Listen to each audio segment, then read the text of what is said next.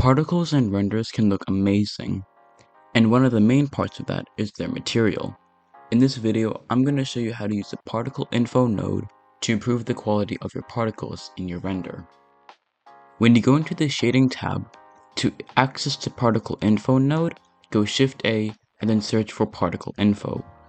Once it's down, it should have 8 outputs and 0 inputs. The outputs go in this order: index, random, age, lifetime, location, size, velocity, and angular velocity.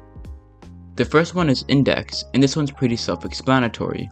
It's basically what order the particle spawned in. For example, if you have it plugged into a color ramp and a math node and turn the multiply down a lot, you'll see that the first couple of particles will have what's on the very left of the color ramp, and the later on in the animation you go, all the particles will have the color on the right of the color ramp.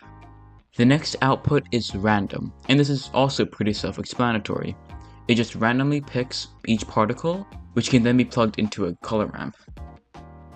The next one is age, which you have to use a math node for this one, as if you have it just regular, it gets really large.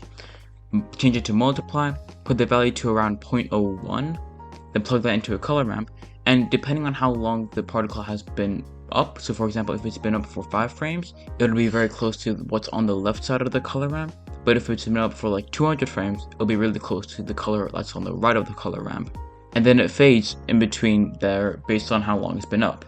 The next one is lifetime, and with this you'll have to change something in the particle system itself with lifetime randomness.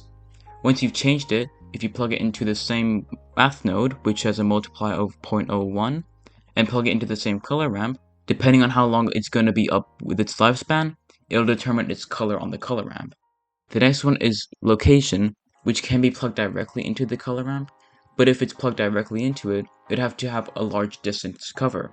So if you have something like only like a 4-meter scene, you'll probably want to change it to a multiply node and multiply by something like 0.2.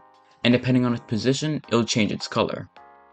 The one after that is size, which you'll have to change another setting in the particle system, which is scale randomness.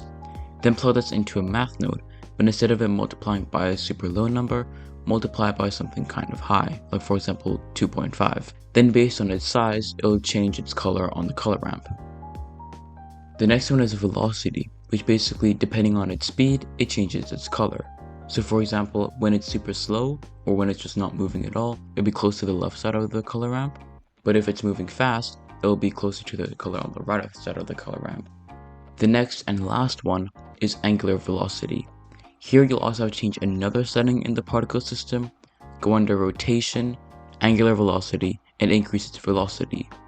Then depending on its angular velocity, aka how fast it's turning, it'll change its color. If you want to know more about materials, check out my videos on those. Thanks for watching, I'll see you in the next one.